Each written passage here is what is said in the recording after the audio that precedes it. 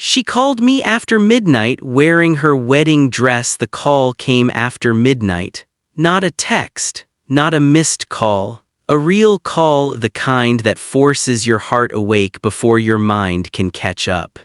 My phone vibrated on the bedside table, the screen lighting up the dark room. I had been lying there, staring at the ceiling, pretending sleep would come if I stayed still long enough. Her name appeared. For a moment, I didn't move. She was getting married in the morning. Everyone knew it. The invitations, the countdown posts, the smiling photos that said everything is perfect.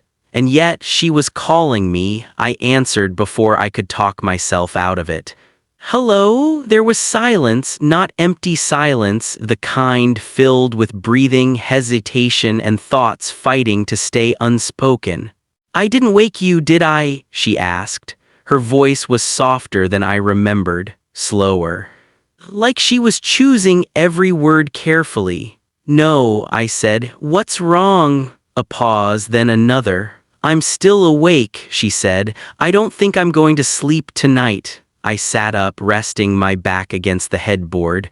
You should try, I replied gently. Tomorrow's a big day. I know, she said. That's why I'm calling. Something tightened in my chest. The sentence that changed everything. I'm wearing my wedding dress, she said. The words didn't rush. They landed slowly, one after another, heavy and impossible to ignore. I closed my eyes. Why? I asked. She let out a breath like she'd been holding it for hours. Because everyone expects me to look perfect tomorrow, she said. And right now, I don't feel perfect. I feel trapped inside it. I pictured her without trying to, white fabric, soft light, her reflection staring back at her with questions she didn't want answered. Where is everyone? I asked. Asleep, she replied. The house is quiet, too quiet. She hesitated before adding, he's not here. That shouldn't have mattered, but it did. Midnight honesty, I shouldn't be calling you, she said quickly, as if afraid I might say it first. But I didn't know who else would understand. I leaned forward, elbows on my knees. You're about to get married, I said. This isn't. I know what it is, she interrupted softly. And I know what it isn't. Silence stretched between us. I keep thinking, she continued, if I don't say certain things tonight, I'll never say them. My throat felt dry. What kind of things? She didn't answer right away. Instead, my phone buzzed. The photo I sent you something, she said. I unlocked the screen. She stood in front of a mirror, phone raised just enough to hide part of her face. The dress fit her perfectly, not loud, not revealing, just powerful, the kind of beauty that didn't ask for permission. You shouldn't have sent that, I said quietly. But you looked, she replied. I didn't deny it. I wanted you to see me, she said, not as a bride, as me. The truth she was avoiding. Tomorrow, she said slowly, I become someone's wife. Yes, and tonight, she continued, I feel like a woman who doesn't belong to anyone. Her words settled deep. You love him, I said. Yes, she replied quickly, but loving someone and choosing a life aren't always the same thing. I exhaled slowly. You're opening a door you won't be able to close, I warned. I know, she whispered. That's why I'm scared. The question she was afraid to ask, are you alone? She asked suddenly. Yes. Another pause, longer this time. Can I come see you? My heart skipped. You're in your wedding dress, I said. I know, it's past midnight. I know, and tomorrow can wait, she said softly, just for a few hours. Silence wrapped around us, thick and dangerous. I don't want you to save me, she added. I just don't want to feel invisible tonight.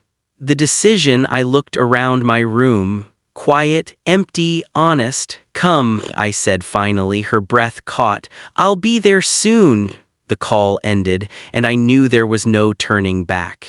The room felt different after the call ended. Too quiet, too aware. I checked the time. 12:51 a.m. She said she'd be here soon. I didn't rush to prepare anything. I didn't light candles or change the sheets like this was planned. Nothing about tonight was supposed to happen, and that made every second heavier. I sat on the edge of the bed, replaying her voice in my head. I don't want to feel invisible tonight. I stood up and walked to the window. The city below was still alive, cars passing, lights glowing, while somewhere not far away a bride stood alone in white, breaking every rule she had promised to follow. My phone buzzed. "I'm outside." My chest tightened. The door opens. I crossed the room slowly, my footsteps louder than they should have been. My hand rested on the doorknob for a moment longer than necessary, then I opened it. She stood there. The wedding dress wasn't dramatic or loud. It didn't need to be. It hugged her figure like it knew exactly what it was doing. Smooth fabric, clean lines, innocent from a distance but dangerous up close. Her hair wasn't styled the way it would be tomorrow. It was loose, real. Her face bare except for eyes that looked darker than I remembered. She looked at me like she was standing at the edge of something irreversible. "I almost turned back," she said quietly. "But you didn't," I replied. She shook her head once. "I couldn't." I stepped aside, giving her space to enter. The door closed behind her with a soft click. Standing too close for a moment, neither of us moved. The room felt smaller with her in it, warmer, charged. "You're still wearing it," I said, breaking the silence. She glanced down at herself. "I didn't know how to take it off," she admitted. "Not yet." Her voice trembled just enough to betray her calm. "You don't have to stay," I said. "You can still leave." She met my eyes. "If I leave now," she said, "I'll spend the rest of my life wondering what I was too afraid to face." I swallowed. The first honest look, she walked further into the room, stopping near the bed. The dress caught the soft light from the lamp, turning white into something warmer. "Do I look strange?" she asked. "No," I said honestly. "You look like yourself." She smiled faintly. "That's what scares me." She reached back slowly and unzipped part of the dress, not to take it off, just enough to breathe easier. "I feel like I've been holding my breath for months," she said. "Why now?" I asked. "Because tomorrow," she replied, "everything becomes permanent." Midnight confessions. She sat on the edge of the bed, smoothing the fabric beneath her fingers. "Do you know what everyone keeps telling me?" she asked. "What? That I'm lucky." She laughed quietly, without humor. "They talk about the venue, the photos, the future. No one asks if I'm ready." I sat beside her, leaving space between us. "Are you?" I asked. She turned to me. "I don't know," she said honestly. "I know what's expected. I know what makes sense." She paused. "But loving you never made sense, and yet it felt real." The line we were circling. She stood up slowly, facing me. "Look at me," she said. "I did. Tell me the truth," she continued. "When you saw the photo, what did you feel?" I didn't answer right away. "Don't protect me," she warned softly. "Not tonight." I took a breath. "I felt like you were standing in two lives at once," I said, "and neither of them wanted to let you go." Her eyes glistened. She stepped closer. Our bodies didn't touch, but there was barely space for air. The almost touch. Her hand lifted, hovering near my chest, unsure. "This is dangerous," she whispered. "Yes. If I cross this line," "You already did when you knocked," I said quietly. Her fingers pressed lightly against my shirt. "Tell me," she asked softly, "what you see when you look at me right now." I leaned closer, my voice low. "I see a woman pretending to be brave," I said, "standing in a dress that promises forever while her heart is asking for one honest night." She closed her eyes and didn't move away. Her words hung between us like heat. I don't want this night to be gentle. I didn't answer immediately, not because I didn't understand, but because I did, completely. Gentle meant careful, careful meant thinking. Thinking meant stopping, and she hadn't come here to stop. She was standing in the middle of my room in a dress meant for vows and photographs, asking for something that didn't belong to tomorrow. She opened her eyes slowly, watching my face like she was waiting for me to disappoint her. I stepped back half a pace, not away from her, just enough to give her a choice. "You're shaking," I said. "I'm not cold," she whispered. I nodded, my voice low. "Then you're scared." Her mouth tightened. "Say it," she said. "Say what?" "That you want me here." The honesty in her tone hit harder than any touch could have. It wasn't playful, it wasn't a game. It was the kind of question people ask when they're already falling and they just want to know if someone will catch them. I held her gaze. "I want you here," I said. Her breath broke like she'd been holding it since the moment she knocked. The dress between us, she turned slightly, glancing at the back of the gown. "I can't move properly in this," she admitted. I stepped closer. "Do you want help?" I asked. Her fingers hovered near the zipper again, but she didn't pull it. "Only if you promise something," she said. "What?" She looked at me with a kind of seriousness that made the room feel still. "Don't treat me like a mistake," she whispered. "Not tonight," I swallowed. "I won't," I said. "But I'm not going to lie to you either." She nodded once, like she accepted whatever truth came with that. I reached carefully for the zipper at the back of her dress. The sound it made, soft, slow, felt too loud. The fabric loosened slightly and she let out a breath that sounded like relief. But she didn't step out of it, not yet. She turned to face me again, the dress still on, still white, still symbolic, and yet now it felt like something else too. A boundary, a temptation, a warning, words that felt like touch. "What if I ruin everything?" she asked suddenly. "You already know the answer," I said. She looked down. "I keep telling myself it's just nerves," she whispered, "just stress. Just wedding panic, and then I think about you," she admitted, "and it doesn't feel like panic, it feels like truth." I exhaled slowly. "You don't get to say that and expect me to be calm," I told her. A faint smile touched her lips. "I don't want you calm," she said. "I want you honest." She stepped closer again. Her hands found the front of my shirt, gripping lightly like she was anchoring herself. "Tell me," she said, voice soft, "did you ever stop wanting me?" My jaw tightened. "No," I answered. "I just learned how to live with it." Her eyes flickered. "That's not fair," she whispered. "What isn't?" "That you got to practice living without me," she said, "and I never did." The kiss didn't happen like a movie. No sudden grab, no dramatic pull.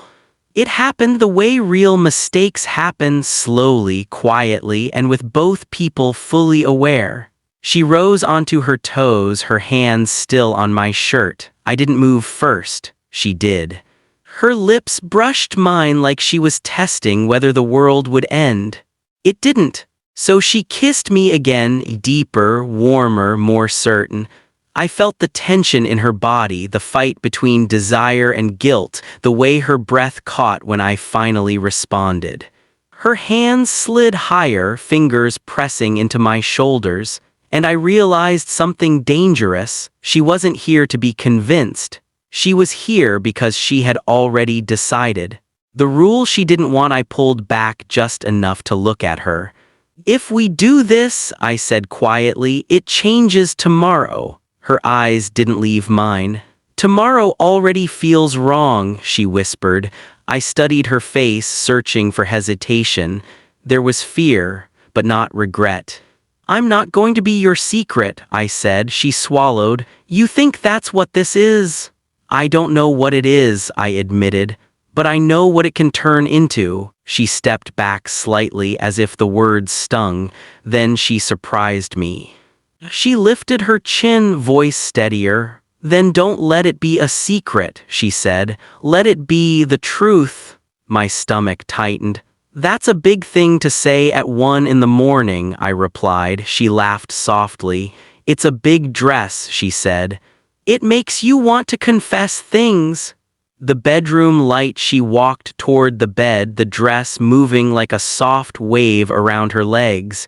She sat down slowly, smoothing it beneath her hands. "This is ridiculous," she muttered, half to herself. "What is this?" she said, gesturing to the dress. "White, pure, perfect." She looked up at me with something sharp in her eyes. "And I don't feel pure tonight." I didn't move. "You don't have to perform for me," I said. Her lips parted slightly. "I'm not," she whispered. "That's the problem." She stood again and took a step toward me. "I want you to tell me what to do," she said softly. I stared at her. "That's not, I know," she cut in quickly. "Not like that," she exhaled. "I mean, I've spent months letting everyone else decide my next step, my dress, my schedule, my smile." Her voice trembled. "For once," she said, "I want to be with someone who doesn't need me to be perfect." I stepped closer. "You're not perfect," I said quietly. A faint, dangerous smile appeared. "Good," she whispered. "Neither are you." The knock that interrupted everything just as my hand lifted, just as her breath changed, there was a sound, a knock at the door. Sharp, insistent, too real. She froze. So did I. The knock came again. My heart dropped. Her eyes widened, fear cutting through everything. Who knows I'm here?" she whispered. I shook my head slowly. "I don't know." The knock came a third time, louder. Her hand grabbed my wrist, nails pressing lightly. "Don't open it," she whispered urgently. I moved anyways, not to open but to look through the peephole. And what I saw made my blood run cold. Standing outside my door was a man in a suit, tie loosened, jaw clenched, her fiancé, and behind him 2 hotel staff members looked uneasy. He knocked again, hard. And then he said, loud enough to hear through the door, "I know she's in there." The words echoed through the door. "I know she's in there."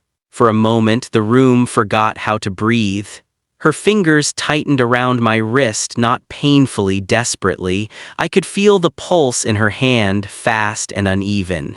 "That's not possible," she whispered. "He doesn't know." But her eyes said something else, fear, shock, and something dangerously close to realization. The knock came again, louder, more certain. "I'm not leaving," he said.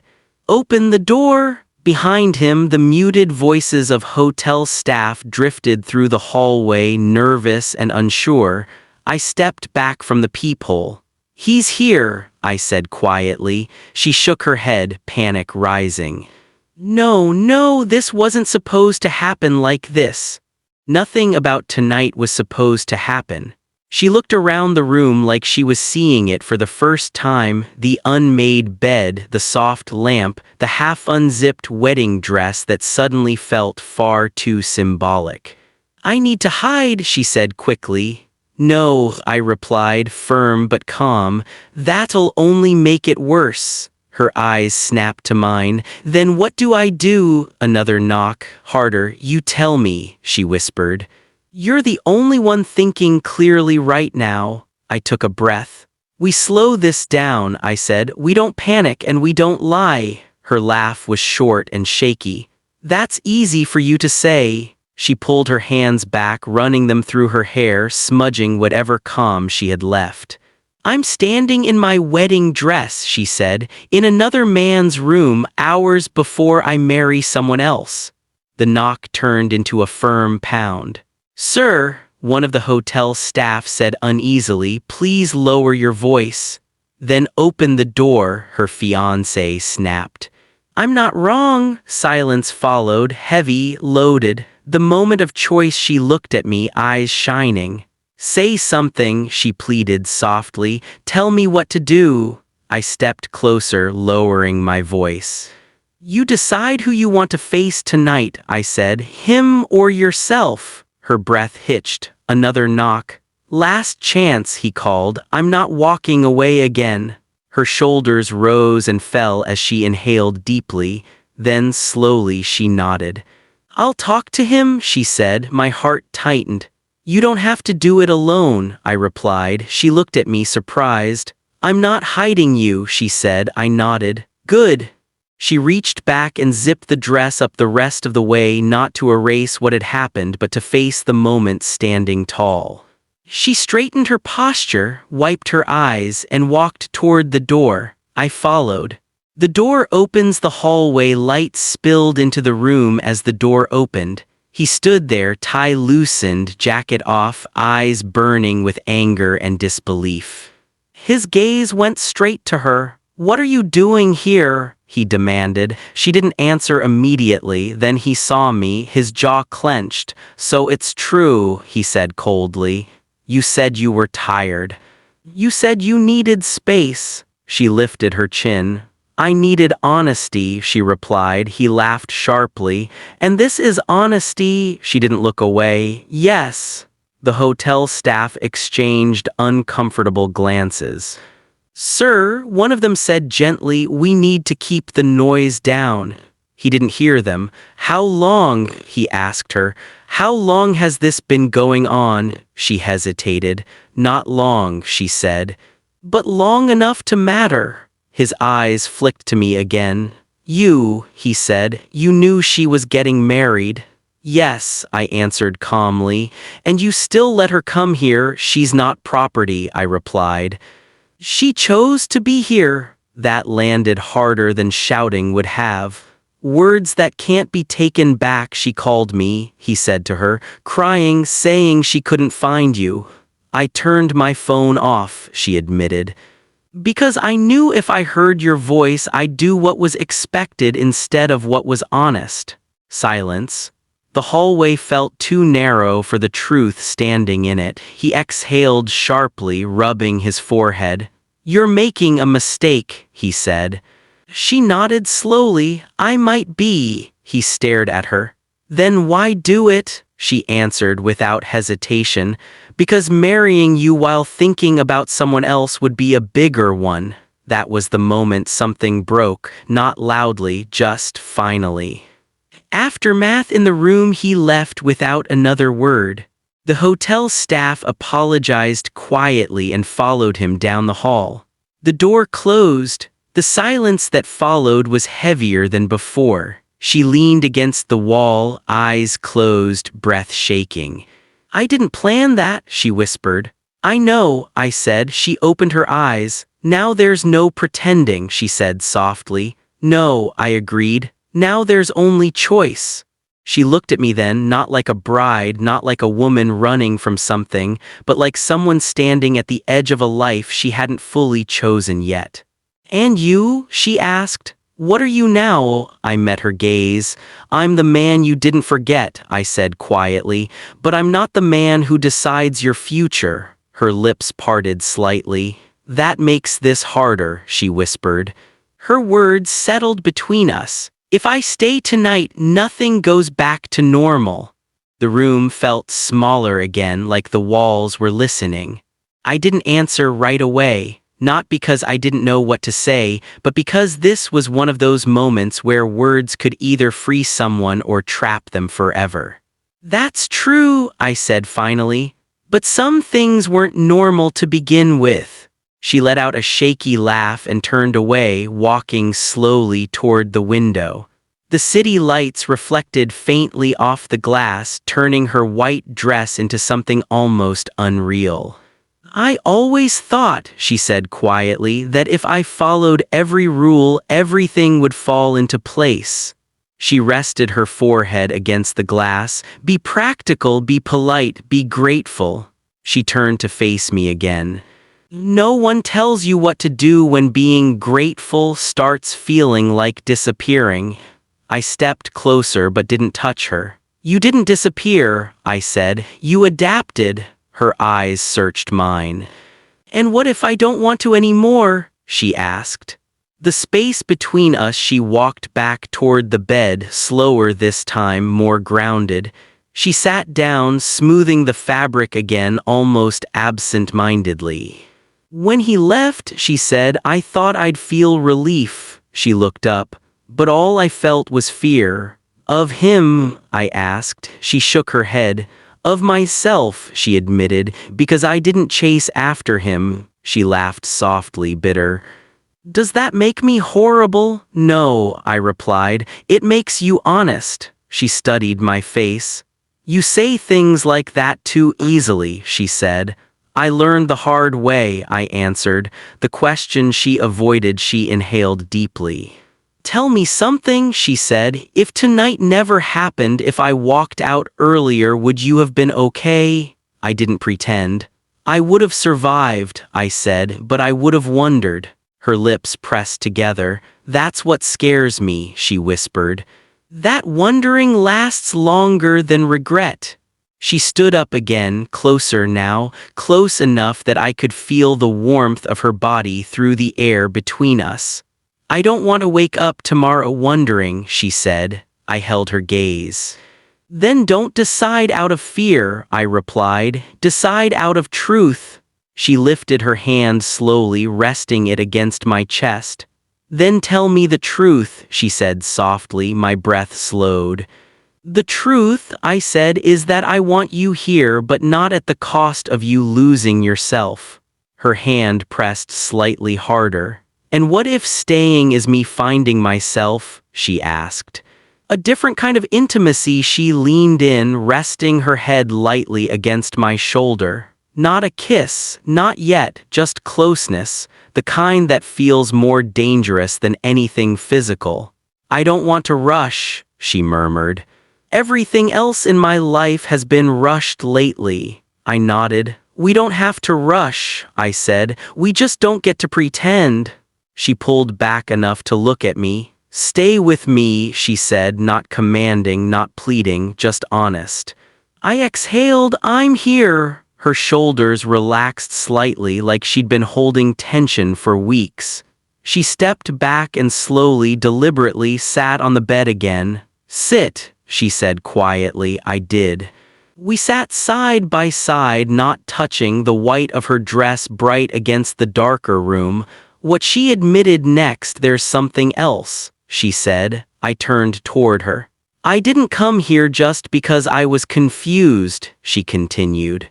"I came because I knew if I saw you I wouldn't be able to lie anymore." My chest tightened. "I didn't want to cheat," she said quickly. "I wanted to choose." She met my eyes.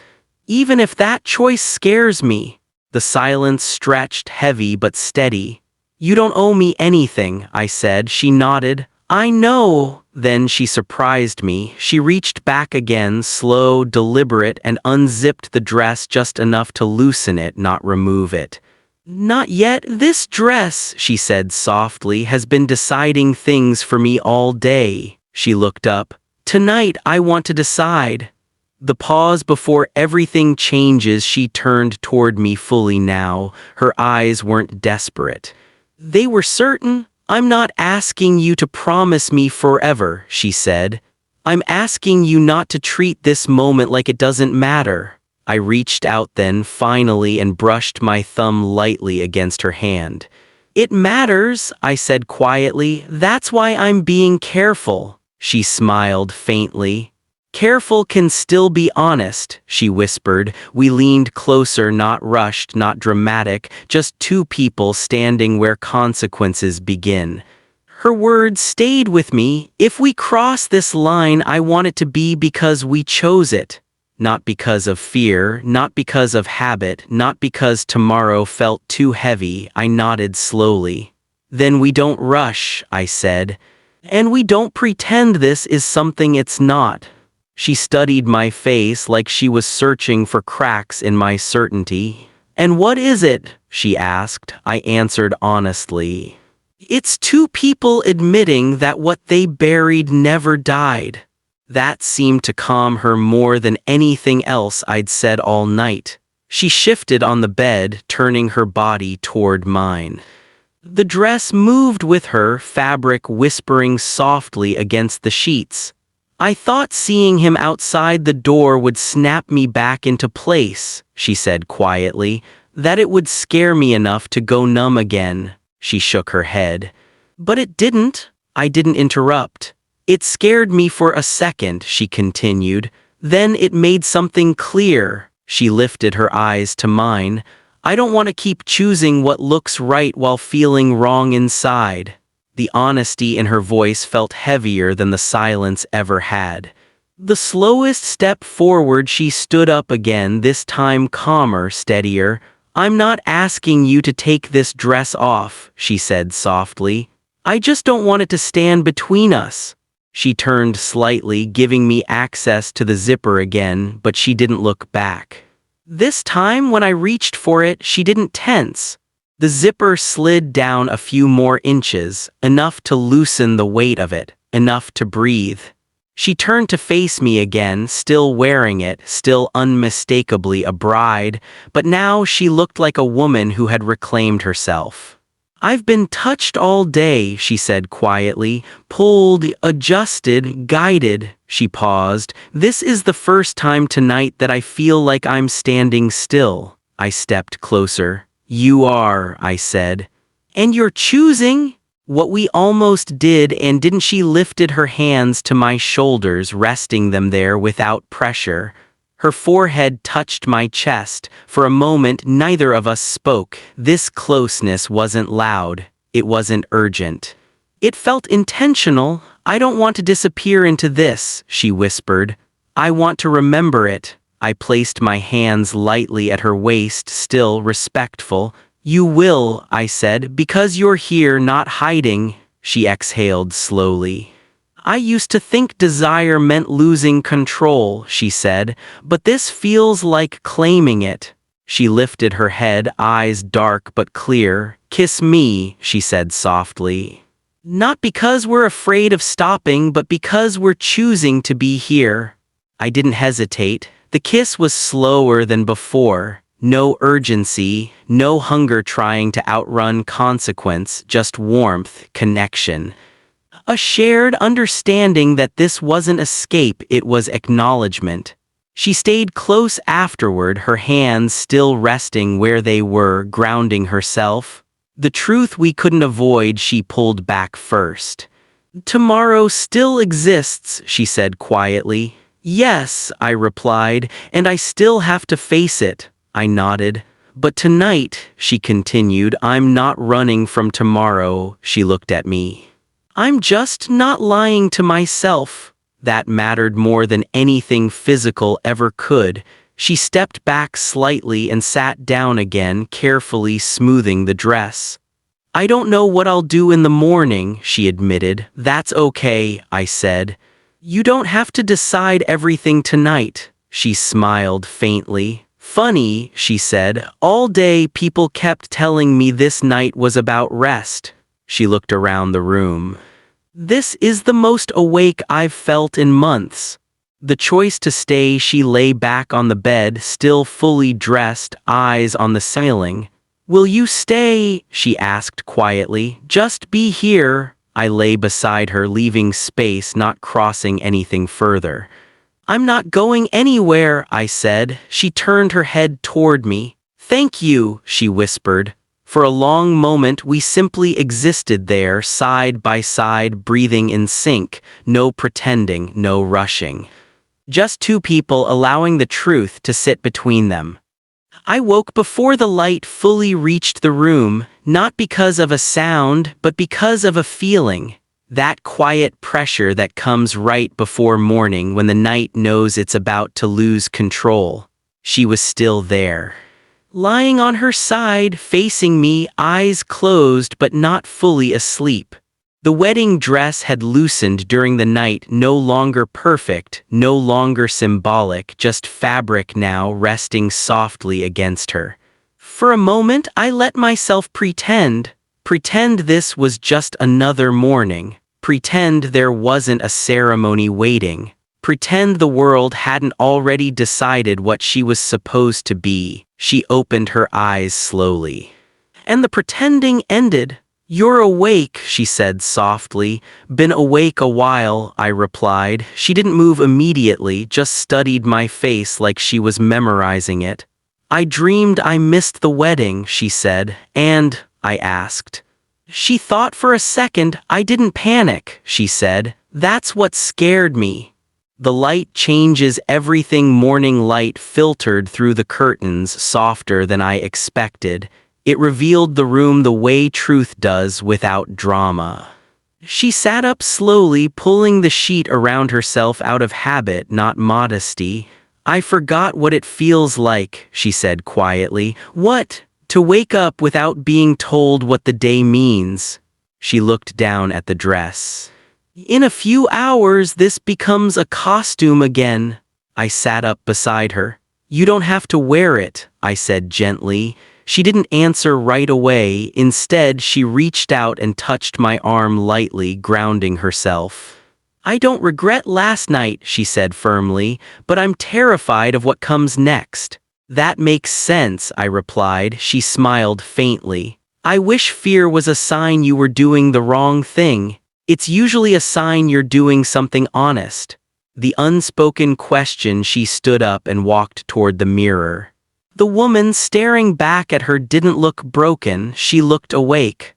"I keep wondering," she said, "if last night was me being selfish or brave."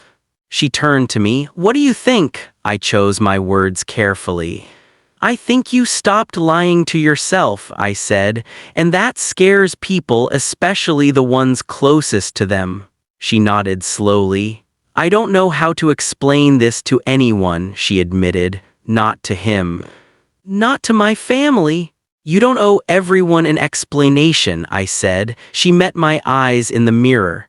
"But I owe myself one." The pull between two lives. She began adjusting the dress, fixing straps, smoothing fabric, not because she wanted to look ready, but because muscle memory kicked in. "I can already feel myself slipping back," she said. "The schedule, the expectations, the smiles." She paused. "If I walk out that door right now, I know exactly who I become." She turned around slowly. "And if I stay?" The question wasn't about time, it was about identity. I didn't answer for her. "That's something only you can decide," I said quietly, "but don't decide it for anyone else." Her jaw tightened. "I hate that you're right." She took a step closer. "I also hate that part of me wants you to tell me to stay." I met her gaze. "I won't do that," I said, "but I won't disappear either." That mattered. The clock starts talking. Her phone vibrated on the table. She didn't pick it up. Another vibration, then a call. She closed her eyes. "It's starting," she whispered. I watched as she finally picked up the phone, listening without speaking. "Yes," she said quietly, "I'm fine." A pause. "I just need a little more time." She hung up. Her shoulders sagged slightly.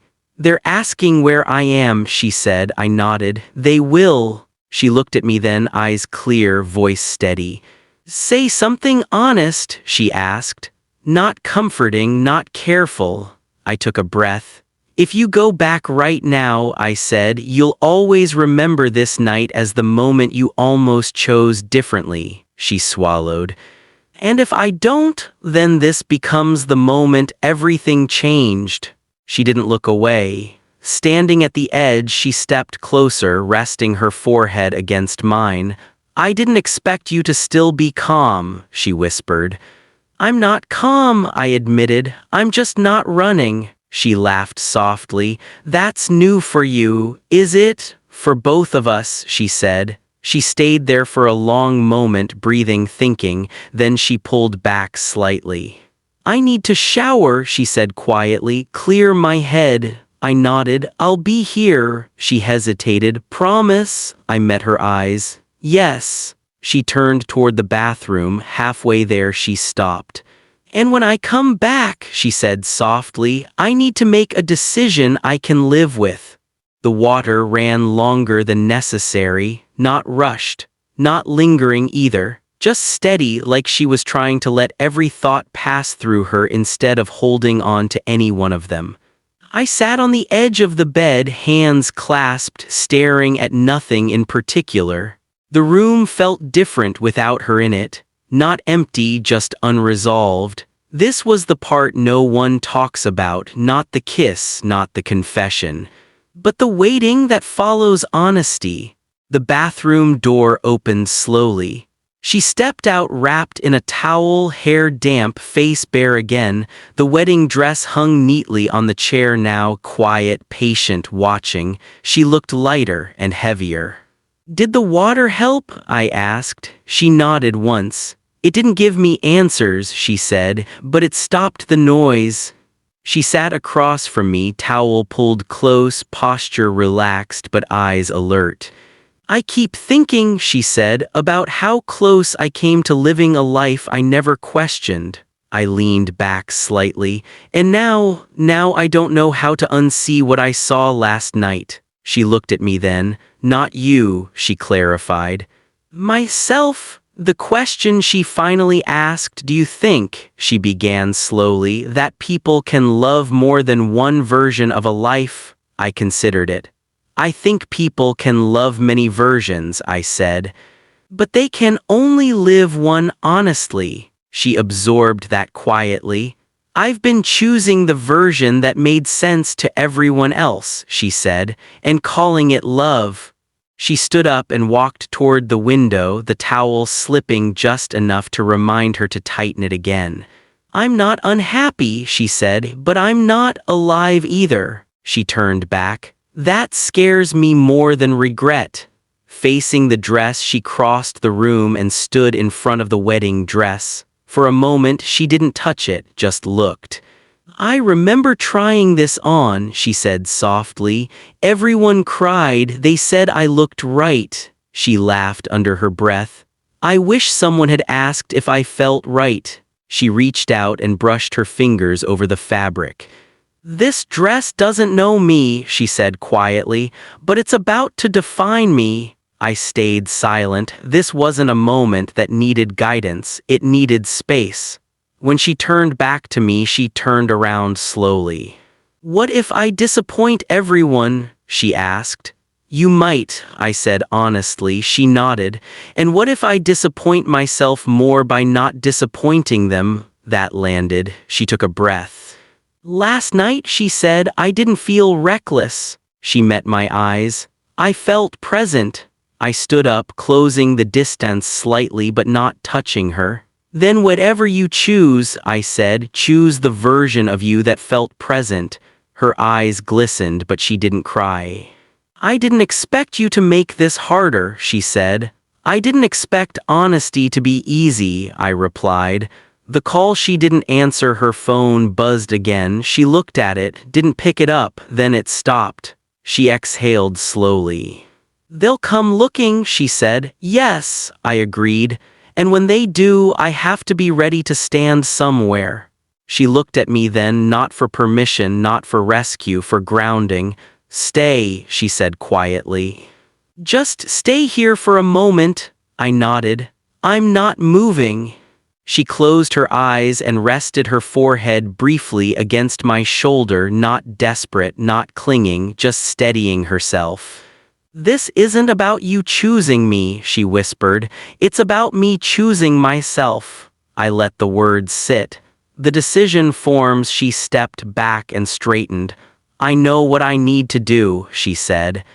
My heart tightened, not because of fear, but because I knew this was real now. She took one last look at the dress, then at me. "I don't know what this makes us," she said. I answered quietly. "Honest." She nodded. "That's enough." She reached for the dress, not to put it on, but to move it. She laid it carefully across the bed.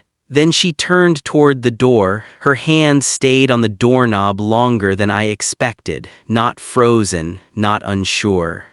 Just present. She took a slow breath and finally turned back toward me. "I'm not leaving to be dramatic," she said quietly. "I'm leaving to be honest." I nodded. "That's the only way it works." She stepped away from the door and crossed the room once more. Not to hesitate, but to ground herself. She picked up her phone, unlocked it, and stared at the screen. "I don't want to disappear," she said. "I want to speak."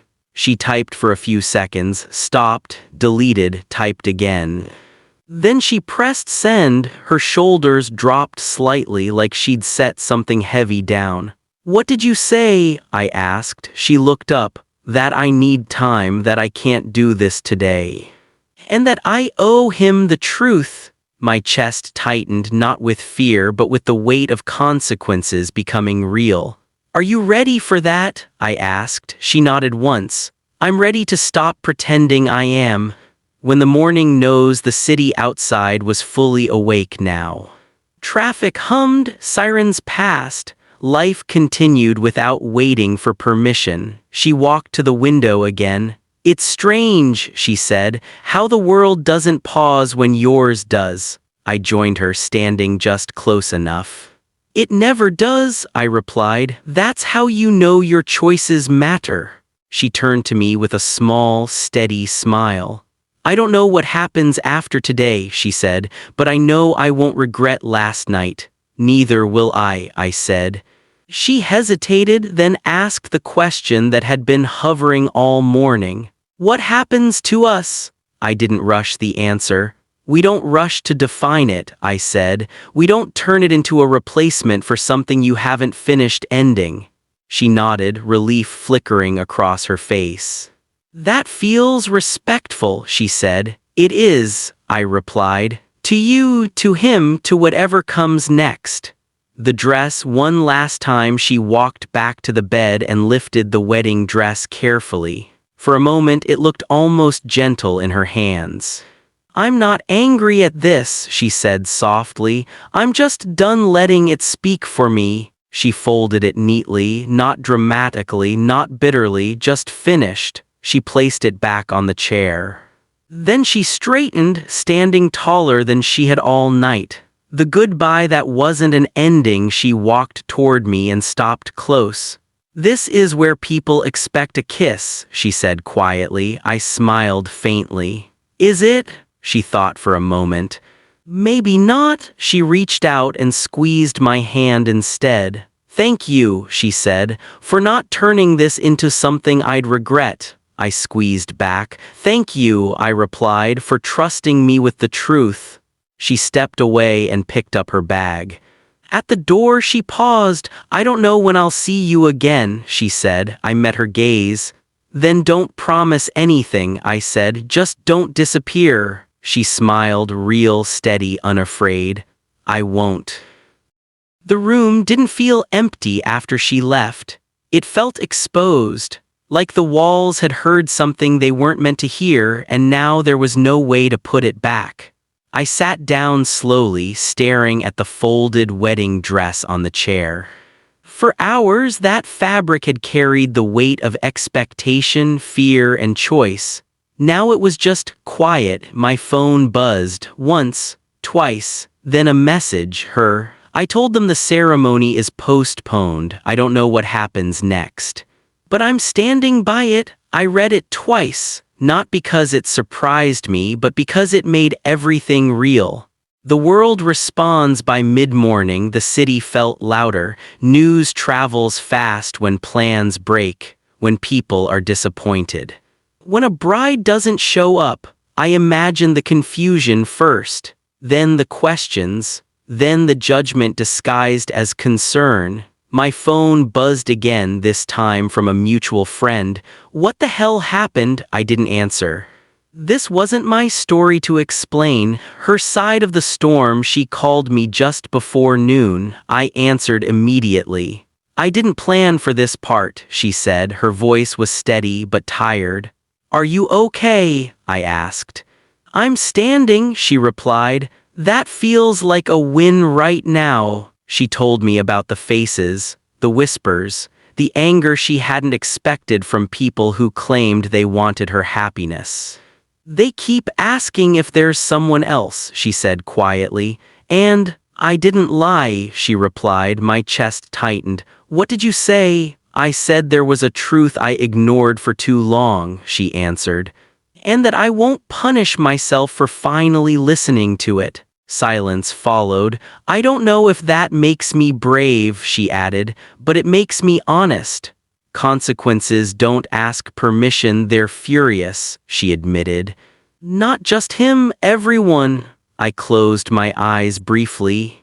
I didn't ask you to do this, I said. I know, she replied quickly.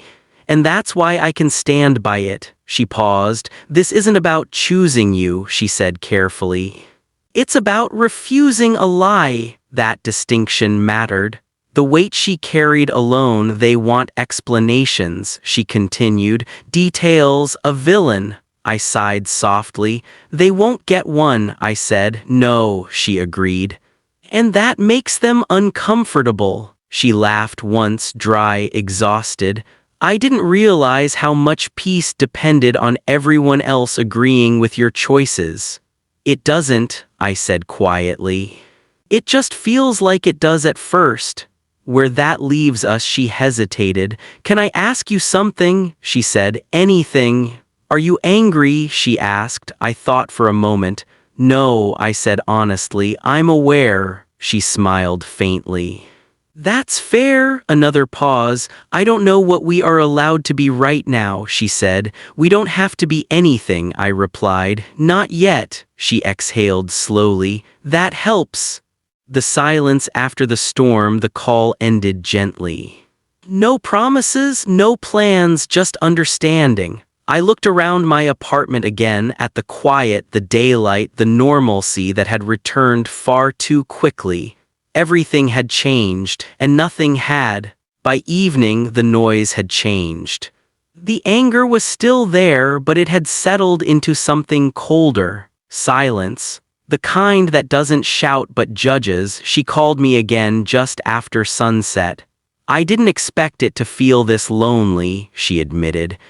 I could hear it now, the exhaustion she'd been holding back all day. Where are you? I asked. In my childhood bedroom, she said. I came here because it felt safer than anywhere else.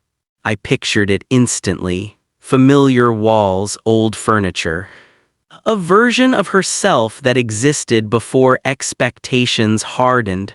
They won't talk to me, she continued. They talk around me like I'm fragile or worse, confusing. You disrupted their certainty, I said. People hate that? She sighed softly. I keep replaying everything, she confessed. Every face, every word. And, I asked, and I still don't regret it, she said. That's what scares me. The second guessing, they asked me if I panicked, she said. If I got cold feet, if I was influenced. She paused. I told them no. I told them I finally felt warm enough to think clearly. I smiled faintly, though she couldn't see it. That's not a bad answer. They didn't agree, she said. Agreement isn't required for truth, I replied. She laughed quietly. You always say things like that, she said, like you've practiced surviving disappointment. I have, I admitted, missing the night. Her voice softened. I miss last night, she said suddenly, not the room, not the moment, the state. I miss how still everything felt, she continued. How nothing was expected of me. I leaned back, eyes on the ceiling. You were allowed to just exist, I said. Yes, she whispered. With you. There it was, not heavy, not desperate, just honest. The line we respected. I don't want to confuse this, she added quickly. I'm not reaching for comfort. I know, I said. You're reaching for clarity, she exhaled, relieved. Thank you for not making this messy, she said. I'm not interested in messy, I replied. I'm interested in real. She was quiet for a moment. That's dangerous, she said softly. So is pretending, I answered. Alone with her choice, they asked me what I want now, she said. And I told them I don't know yet, she replied. But for the first time, that answer felt allowed. She paused. I don't have a plan, she admitted, but I have a boundary. That's more than most people ever get, I said. When she almost asked, she hesitated again, longer this time. Can I tell you something I haven't said out loud? She asked. Yes. I almost called you back this morning, she said, not to talk. Just to hear your voice before everything exploded. My chest tightened. But I didn't, she continued, because I didn't want this to turn into hiding. I nodded, though she couldn't see it. That was the right call, I said. I know, she replied. That's how I know I'm thinking clearly. The distance that wasn't absence. We stayed on the line for a while after that, not talking much, just breathing, being present without reaching too far. I don't know when I'll see you again, she said eventually. I'm not in a hurry, I replied. She smiled softly. This time I could hear it. That makes one of us, she said. 2 days passed without seeing her. That might not sound like much, but after a night like that, time stretches differently. Every hour feels like a question waiting to be answered. I kept busy on purpose. Work, calls, noise. Still, she was there in the pauses, in the moments when my phone lit up and it wasn't her. On the third evening, she texted, "Are you awake?" I didn't wait before replying. Yes. 3 dots appeared, disappeared, appeared again. I'm nearby. My chest tightened. The unplanned meeting, we didn't choose a dramatic place, just a quiet cafe, half-lit, almost empty. She arrived a few minutes after me, no dress this time, no white, no symbolism. Just jeans, a simple top, hair loose. She looked lighter and still tired. She smiled when she saw me, not relieved, not desperate, just real. Hi, she said. Hi, I replied. We sat across from each other, hands wrapped around warm cups, letting the moment catch up.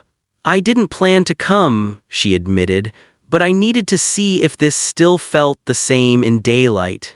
And, I asked. She looked at me for a long moment. Yes, she said, but different. What was different? It doesn't feel like escape anymore, she said quietly. It feels like responsibility, I nodded. That's usually how you know it's real, she smiled faintly. I was afraid you'd say that. We talked about small things at first: work, sleep, the strange calm after chaos. Then she looked down at her cup. They asked me to reconsider, she said. Not him, everyone else. I stayed silent. They said I embarrassed people, she continued, that I should fix it. She looked up at me. I told them I'm not broken. That was when I saw it, strength replacing shock. The pull that returned. She leaned back slightly, studying me. I keep wondering, she said, if seeing you now would make me want things I'm not ready for. And, I asked carefully. She exhaled. It does, she admitted, but it doesn't make me forget why I paused everything. That honesty mattered more than any touch. I don't want to repeat the same pattern, she said, jumping from certainty to certainty. I nodded. Neither do I. She tilted her head. You could have disappeared, she said. That would have been easier. Yes, I agreed, but not truer. The moment that tested us, when we stood to leave, the space between us shrank naturally, not rushed. Not intentional. Her hand brushed mine. We both noticed. She didn't pull away. Neither did I for a second. The cafe disappeared. The rules softened. The memory of that night pressed close. She looked up at me. This is the part, she said quietly, where it would be easy to forget everything we decided. I searched her face. And do you want to forget? She shook her head, slow, certain. No, she said. I want to remember why I stopped. I stepped back half a pace. So did she. The moment passed, but it didn't vanish. Choosing restraint outside, the air was cooler. We stood there, neither in a hurry. I'm glad I saw you, she said. It reminds me that this wasn't a fantasy. I smiled faintly. It reminds me that you're still choosing. She nodded. I don't know where this leads, she said. I'm okay not knowing, I replied. She met my eyes. That makes one of us less afraid. Time didn't rush after that night, it stretched. Days passed where nothing dramatic happened, and that was exactly what made them difficult. No confrontations, no ultimatums, just space filled with thoughts that refused to stay quiet. We didn't talk every day, that was deliberate. She needed room to hear herself think, and I needed to learn the difference between wanting her and reaching for her. Sometimes those two felt dangerously close. Learning how to wait a week went by before she messaged again. I'm starting therapy. I read it twice, then smiled. That's brave, I replied. Her response came a minute later. It feels terrifying, but quieter than pretending. That word again.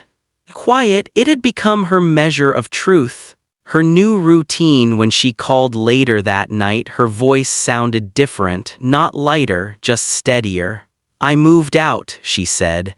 From where? From the version of myself that kept trying to fix things by enduring them. I leaned back, letting that settle. I got a small apartment, she continued. Nothing special.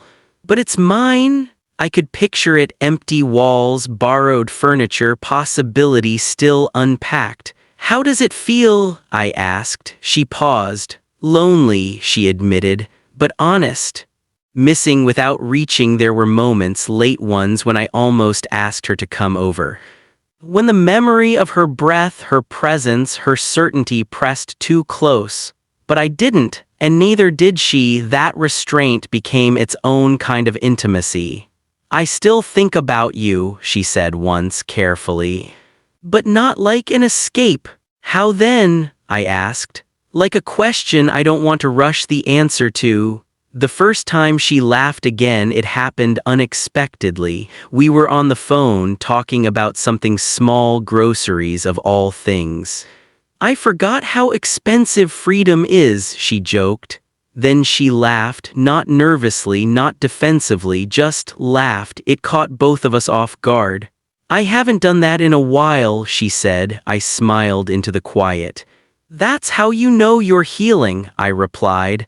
When desire changes shape one evening, she admitted something softly. I still want you, she said, but it doesn't feel urgent anymore. That's not a bad thing, I said. No, she agreed. It feels like it has room to breathe. She hesitated. That scares me more than urgency ever did. Because urgency gives you excuses, I said. Breathing gives you responsibility. She laughed quietly. You always ruin the romance. Only the unhealthy kind, I replied. The question she wasn't ready to ask. There was something hovering between us now, not if, but when, not spoken, not ignored, just respected. I don't know when I'll be ready to want something again, she said one night. You don't have to know, I answered. But I know this, she added. I don't want to lose you while I'm learning how to keep myself. My chest tightened, not painfully. I'm not going anywhere, I said, but I won't rush you either. She breathed out slowly. That's why I trust you, she whispered. It didn't rush back. Desire never does when it's learned restraint. It returns quietly, like a thought you didn't invite but recognize immediately. 2 weeks after she moved into her new place, she called me late, not after midnight, not dramatic, just late enough to matter. Can I tell you something without you trying to fix it? She asked. You always can, I replied. I had a good day, she said, and it scared me. I smiled faintly. Why? Because for a few hours, she continued, I didn't think about you at all. I waited. And then I did, she added softly, and it didn't feel like guilt.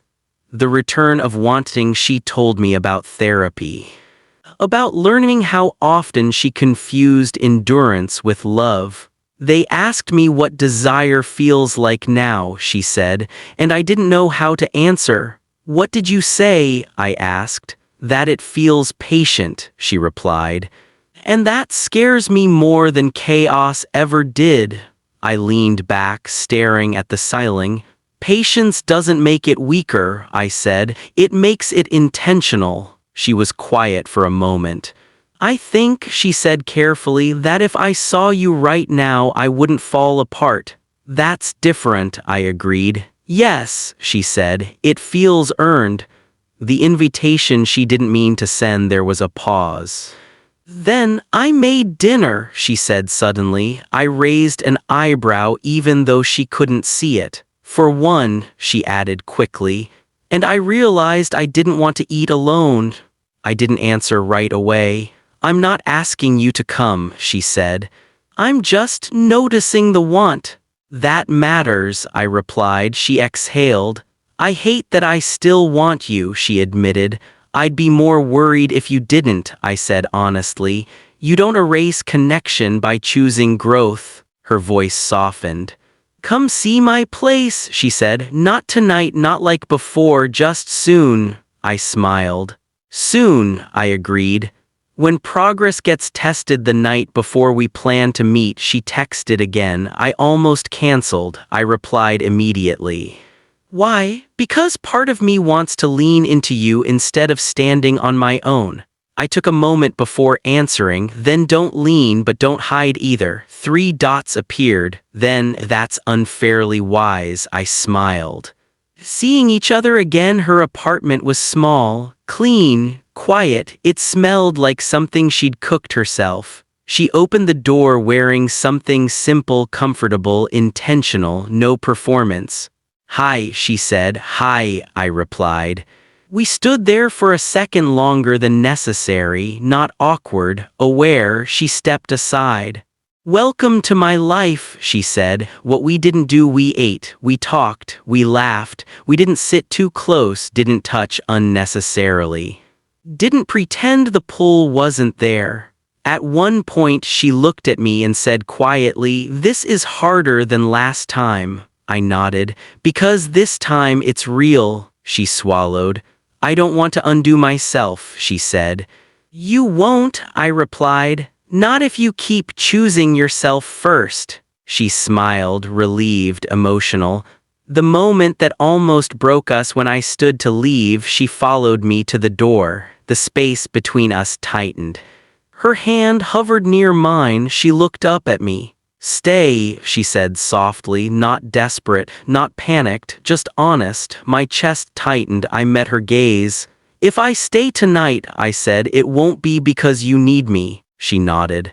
"And it won't be because I'm afraid to be alone," she added. Silence. Then she stepped back. "Not tonight," she said. "Soon, just not yet." I smiled, proud of her.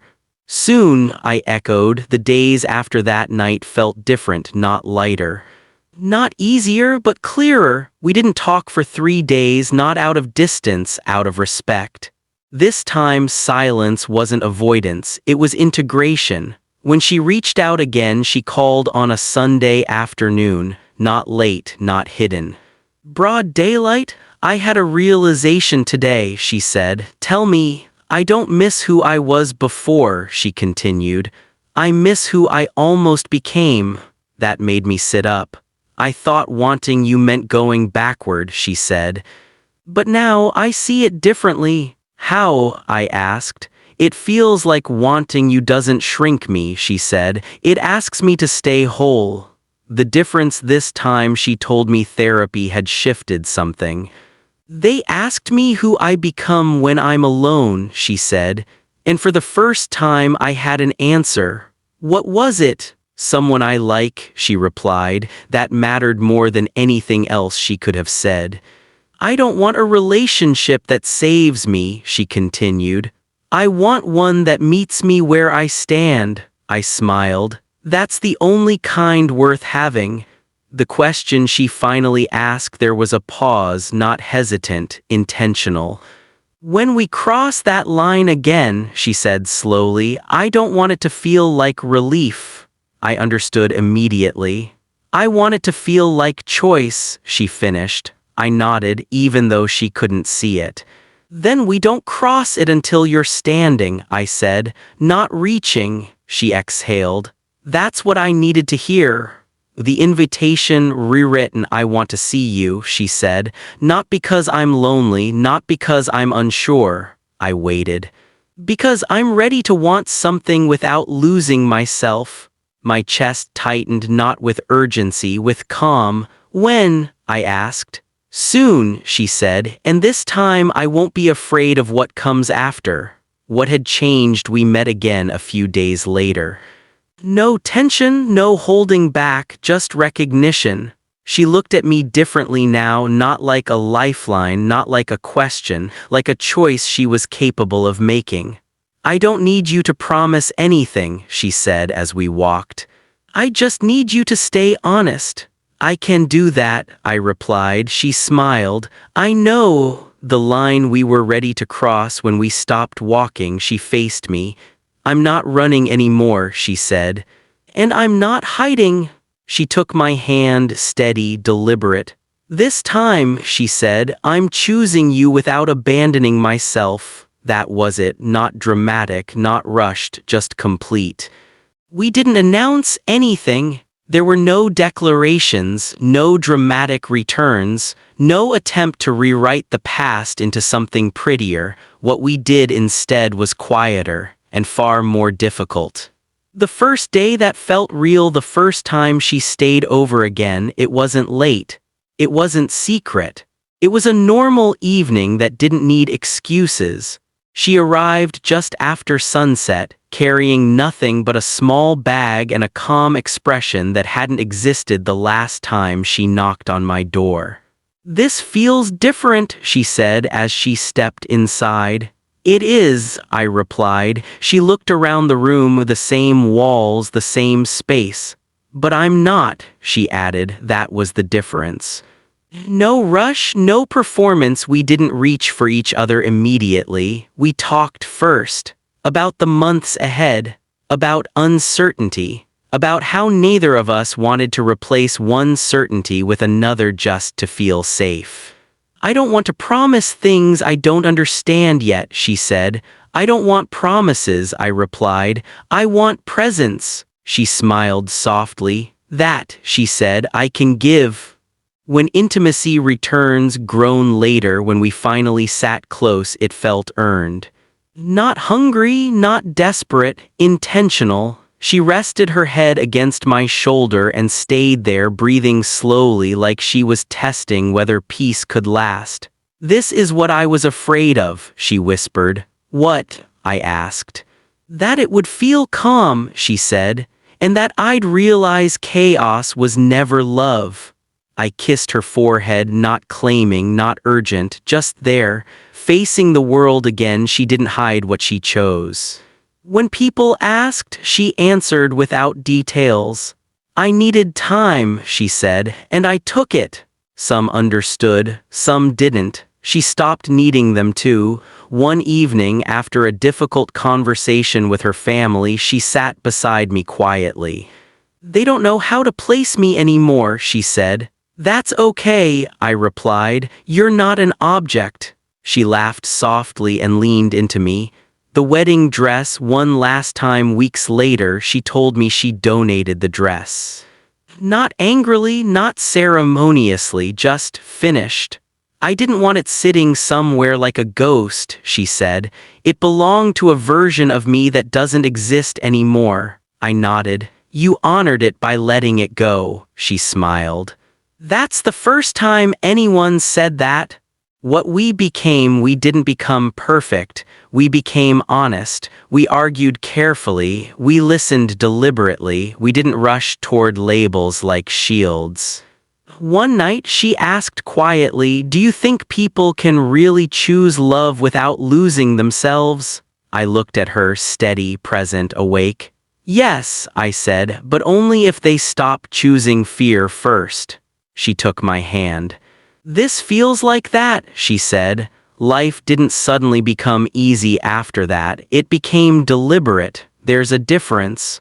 The world tests what you choose. The first real test came quietly.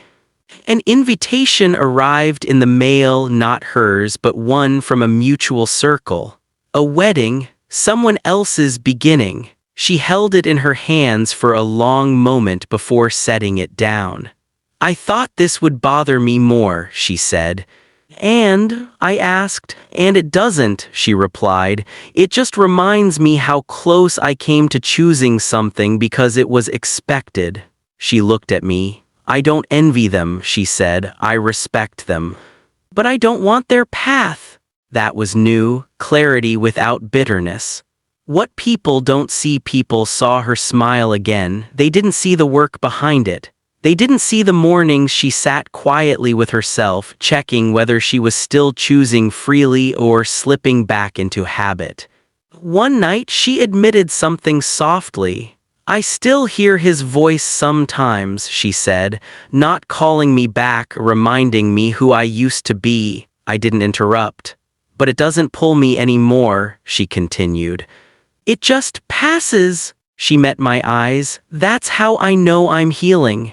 When love stops being loud, our relationship didn't look impressive from the outside. No dramatic posts, no declarations meant for witnesses, but it was steady. We planned small things, dinners, trips, time, without using them to prove anything. One evening, while cooking together, she laughed suddenly. "What?" I asked. "I just realized," she said, "I'm not performing anymore." "For who?" "For anyone," she replied. "Including you?" I smiled. "That's my favorite version of you." She leaned over and kissed my cheek, not urgent, certain. The question she never asked before. Months later, we were lying together, quiet, unhurried. She traced a slow line along my arm. "Can I ask you something without it becoming a promise?" she said. "Always." "Why did you wait?" she asked, "when you could have asked for more sooner?" I thought for a moment. "Because I didn't want you choosing me to escape something," I said. "I wanted you choosing me while standing." She nodded slowly. "That's why this feels safe," she said. When she said it, naturally, it didn't happen during a big moment. No special date, no planned speech. We were sitting on the floor, backs against the couch, talking about nothing important. She paused mid-sentence. "You know," she said, almost casually, "I love you." The words didn't echo, they settled. I turned to her. "I know," I said gently, "and I love you too." She smiled, not relieved. A year later, we walked past the same hotel, not intentionally, not dramatically, just happened. She slowed her steps. I noticed immediately. "That place," she said quietly. I followed her gaze to the glass doors, the polished floors, the lobby that once held a woman in white who didn't yet know how to choose herself. "Do you want to stop?" I asked. She shook her head slowly. "No," she said, "I just wanted to notice it without feeling pulled." She squeezed my hand. "And I don't." That was when I understood something important. The power of that night didn't define us because of what almost happened. It mattered because it was the first time she listened to herself without asking permission. It was the night she stopped being impressive and started being honest. People love to romanticize turning points. They imagine fireworks. But real change usually happens quietly after midnight, when no one is watching, when the truth doesn't need witnesses. What stayed with us we never recreated that night. We didn't need to. It lived inside us as a reminder, not of temptation but of clarity. Sometimes she would say, half smiling, "If I hadn't called you that night," and I would answer, "You would have still found yourself. I just happened to be there when you did." She liked that answer because it didn't make her story smaller. Love rewritten. Our love didn't look like rescue. It didn't feel like urgency.